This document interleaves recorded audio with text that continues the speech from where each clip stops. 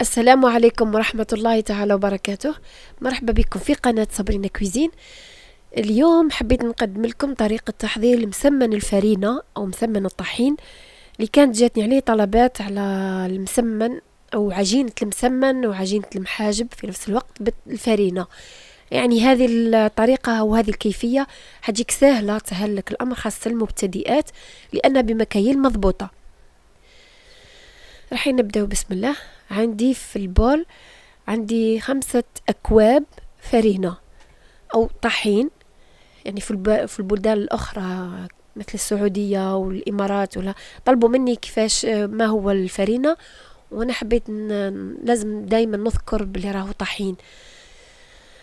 عندي 5 مكاييل بالكيل اللي تحبي تكيلي به. أنا حبيت نكيل بالكاس.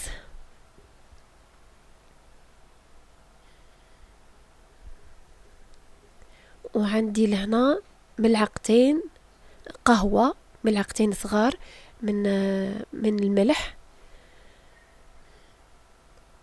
وهنا كوبين من الماء، يعني 5 كيلات من الفرينة، كيلتين من الماء.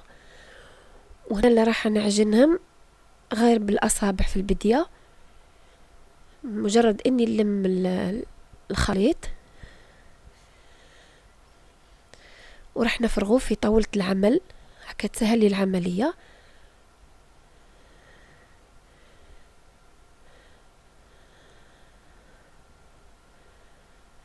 نحاول اني ندخل المواد مع بعض، يعني الماء مع الفرينة.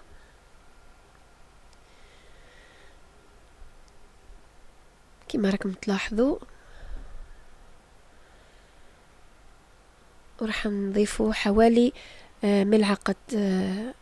ملعقة أكل فرينة، هذه باش تلم لي العجينة فقط.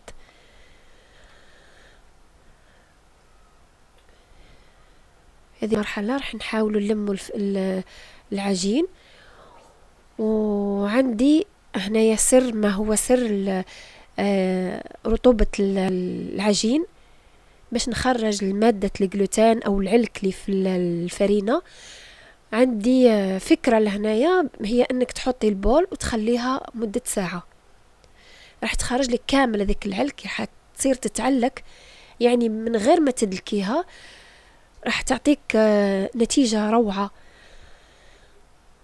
بعد ما خليتها ساعة رشيت لها حوالي ملعقة فرينة باش تحاول نلم هذيك العجين.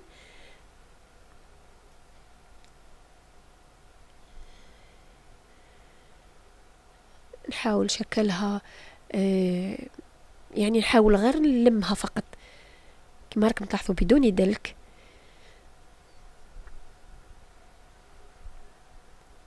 ونعاود نحطها في البول اللي كنت دهنته بالزيت.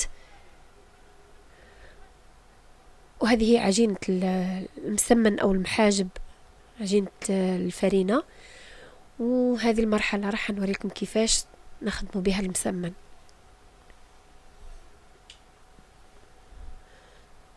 يعني خاصة المبتدئات أو العاملات ولا اللي ما عندهاش البيتخان ولا اللي ما تقدرش. كاين جاتني تعليقات كثيرة للناس اللي ما عندهمش الوقت، ولا مبتدئات خاصة، والناس اللي ما عندهمش عجانة. كاين أخوات كانوا سألوني على أنهم ما يقدروش يطولوا في الوقوف ولا يحاولوا يدلكوا كم مرة.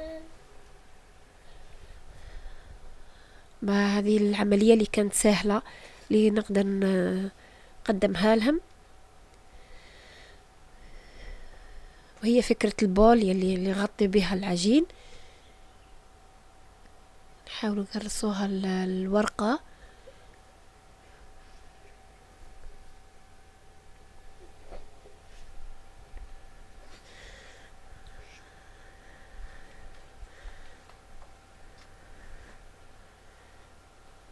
راح نشكلوها عادي كمثل أي مسمن.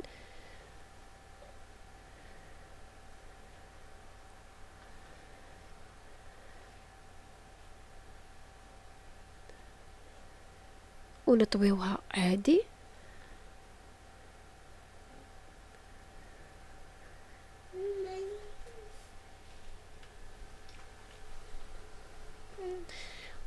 نطيبوها عادي. نعاود نحط لكم واحدة أخرى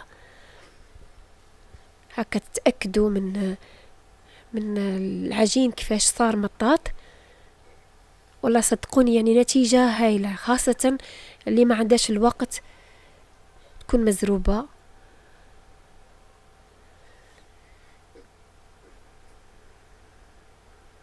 نعاود نعمل لكم واحدة أخرى.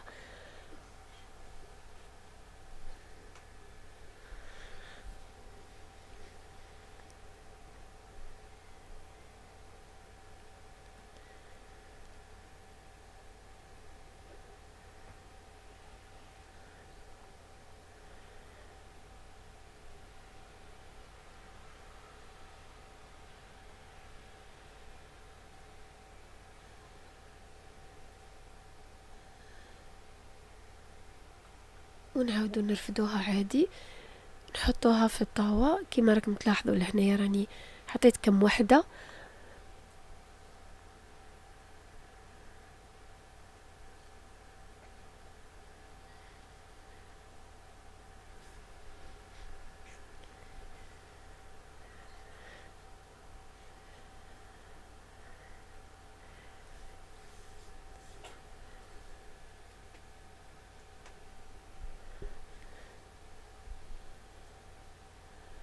نكمل معكم الباقي.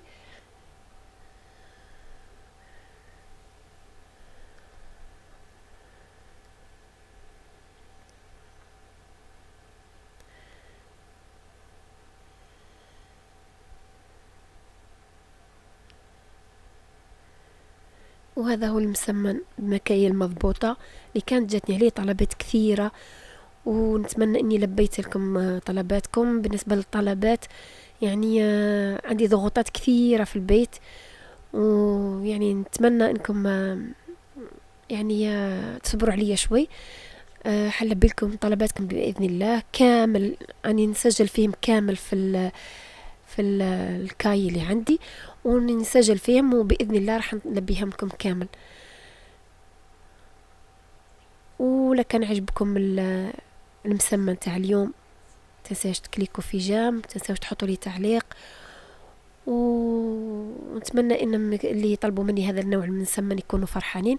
والسلام عليكم ورحمة الله تعالى وبركاته.